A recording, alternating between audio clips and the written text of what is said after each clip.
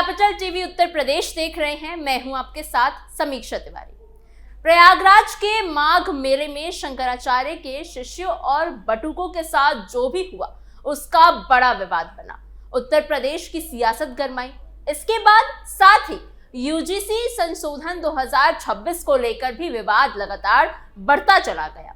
इन दोनों मुद्दों ने ब्राह्मण समाज और स्वर्ण वोटरों के बीच गुस्सा और असंतोष की भावना को तेज कर दिया। सोशल मीडिया से लेकर गांव कस्बों की चौपाल तक हर जगह इस पर चर्चा हो रही थी। लोग इसे आस्था और सम्मान से जुड़ा मामला मान रहे थे। इस बीच अप्रैल और मई में होने वाले उत्तर प्रदेश की 3 विधानसभा सीटों पर उपचुनाव ने सियासी माहौल को और गर्मा दिया है। भाजपा और सपा के लिए ये चुनाव सिर्फ 3 सीटों की लड़ाई नहीं है, बल्कि 2027 के बड़े चुनाव से पहले ताकत दिखाने का मौका बन गया है। सहानुभूति की लहर किसके साथ जाएगी, जातीय समीकरण किस ओर झुकेंगे और स्वर्ण वोटरों का बदला हुआ रुख किसे फायदा पहुंचाएगा, इन सवालों ने चुनाव को बेहद दिलचस्प बना दिया है। क्या यूजीसी विवाद और शंकराचार्य अपमान का मुद्दा भाजपा के लिए मुश्किल खड़ी करेगा, या फिर संगठन और गठजोड़ के दम पर तस्वीर बदल दी जाएगी? ये सब आपको बताएंगे हम इस स्पेशल स्टोरी में। पूर्वांचल में भाजपा की अग्नि परीक्षा। यूपी विधानसभा ने तीनों खाली सीटों की जानकारी चुनाव आयोग को भेज दी है और जल्द से जल्द उपचुनाव कराने की मांग की है। संविधान के जानकार बताते हैं कि अगर किसी राज्य के आम चुनाव में 6 महीने से ज्यादा समय बचा है तो खाली सीटों पर उपचुनाव कराना जरूरी हो जाता है। इसी वजह से माना जा रहा है कि इन तीनों सीटों पर पश्चिम बंगाल के साथ ही अप्रैल और मई में वोटिंग हो सकती है। इससे सियासी हलचल और तेज हो गई है। इन तीनों सीटों में 2 पूर्वांचल की है और 1 रुहेलखंड की। पूर्वांचल पहले भी भाजपा के लिए चुनौती भरा इलाका रहा है। 2022 के उपचुनाव में पार्टी को यहां झटका लगा था। उसके बाद घोसी और दुद्धी सीट पर भी भाजपा को हार का सामना करना पड़ा। घोसी में सपा से जीते दारा सिंह बाद में भाजपा में शामिल हो गए और मंत्री भी बने। उन्होंने इस्तीफा देकर दोबारा चुनाव लड़ा, लेकिन इस बार सपा उम्मीदवार से हार गए। दुद्धी में भाजपा विधायक की सदस्यता कोर्ट की सजा के कारण खत्म हो गई थी। वहां भी उपचुनाव में सपा ने जीत दर्ज की। अब फिर से इन्हीं सीटों पर इसी कार्यकाल में दोबारा उपचुनाव होने जा रहा है। एक ही कार्यकाल में 2 बार चुनाव होना अपने आप में ही एक बेहद अलग बात है। इससे साफ होता है कि इन सीटों पर मुकाबला सीधा और कड़ा रहने वाला है, जहां हर दल पूरी ताकत लगाएगा और हर वोट की अहमियत बढ़ जाएगी। घोसी विधानसभा सीट इन दिनों फिर से चर्चा में है। ये सीट मऊ जिला में आती है और यहाँ की राजनीति हमेशा से ही काफी दिलचस्प रही है। इस सीट में सपा के नेता सुधाकर सिंह विधायक थे। उन्होंने ये चुनाव 2023 में हुए उपचुनाव में जीता था। ये उपचुनाव तब हुआ था जब पहले के विधायक दारा सिंह चौहान ने इस्तीफा दे दिया था। दारा सिंह चौहान पहले समाजवादी पार्टी में थे, लेकिन बाद में पार्टी छोड़कर भारतीय जनता पार्टी में शामिल हो गए और मंत्री भी बन गए थे। उनके इस्तीफा देने के बाद जब उपचुनाव हुआ तब मुकाबला काफी अहम माना जा रहा था।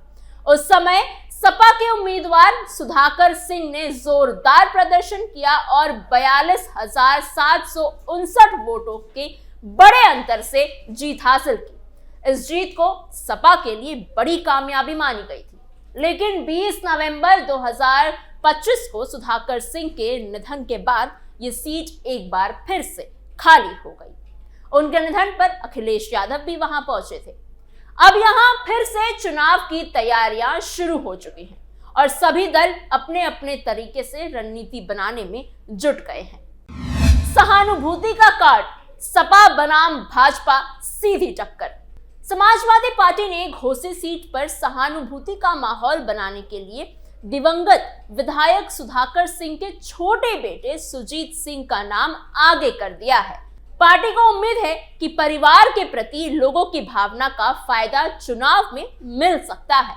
सुजीत सिंह पहले घोसी में 2 बार ब्लॉक प्रमुख भी रह चुके हैं, इसलिए उन्हें इलाके की राजनीति और लोगों की समस्याओं की अच्छी समझ मानी जाती है।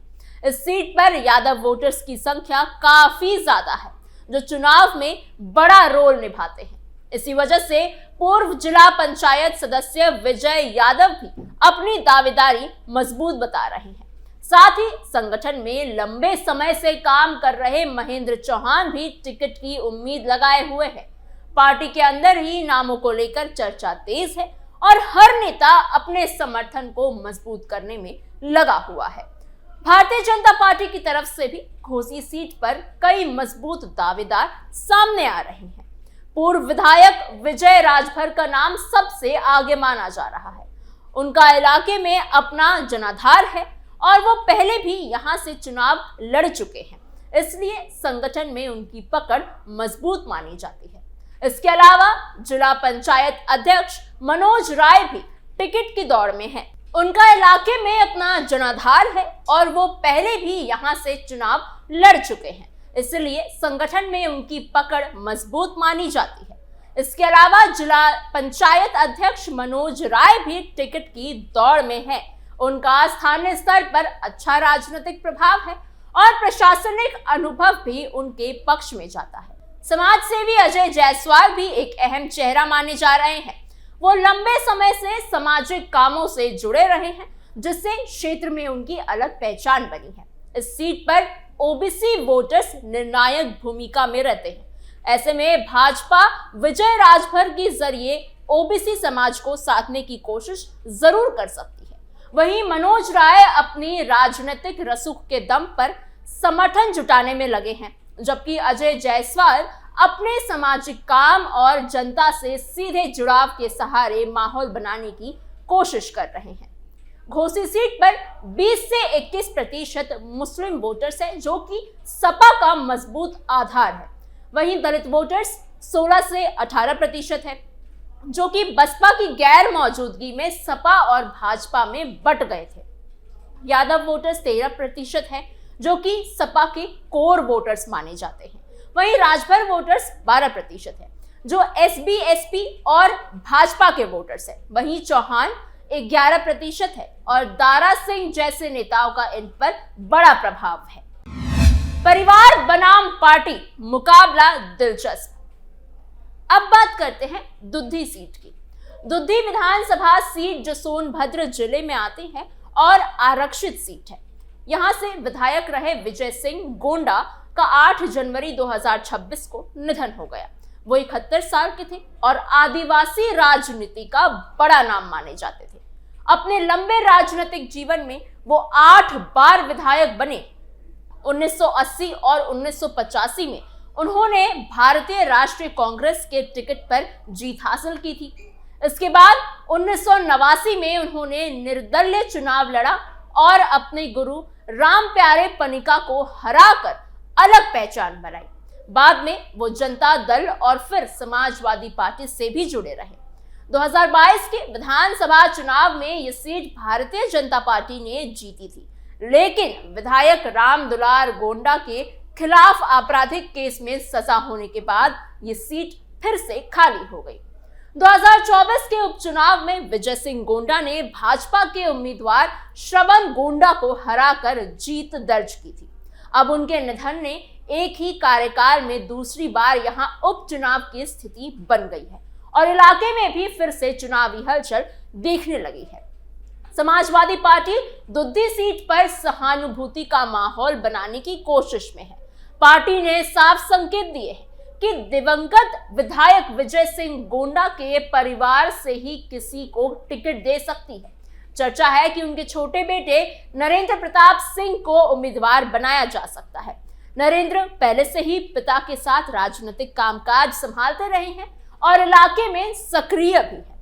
उन्हें जमीनी हालात की अच्छी समझ मानी जाती है। एक और नाम उनकी पत्नी यानी कृष्णा सिंह का भी सामने आ रहा है। अगर परिवार के भीतर किसी तरह का मतभेद होता है या छोटे बेटे वीरेंद्र प्रताप सिंह और मझले बेटे सुरेंद्र प्रताप सिंह की राजनीतिक इच्छाएं सामने आती हैं, तो विवाद से बचने के लिए पार्टी कृष्णा सिंह को मैदान में उतार सकती है। पार्टी के पुराने कार्यकर्ता राम नारायण गोंडा भी अपनी दावेदारी जता रही है। वहीं भारतीय जनता पार्टी पिछली बार उपचुनाव में मुकाबला करने वाले श्रवण कुमार पर फिर से भरोसा जता सकती है। इसके अलावा जिला पंचायत सदस्य मान सिंह और संगठन में सक्रिय जीत सिंह खरवार भी टिकट के दौड़ में है और अपने स्तर पर समर्थन जुटाने में लगे हुए हैं। विधानसभा 2027 में पहले प्रदेश में होने जा रहे 3 सीटों के उपचुनाव को बेहद अहम माना जा रहा है। इस समय प्रदेश का माहौल कई मुद्दों की वजह से गर्म है। शंकराचार्य और चोटी विवाद के साथ यूजीसी मामले को लेकर ब्राह्मण और स्वर्ण समाज में नाराजगी की चर्चा हो रही है। गांव से लेकर शहर तक इन बातों पर खुलकर बातचीत हो रही है।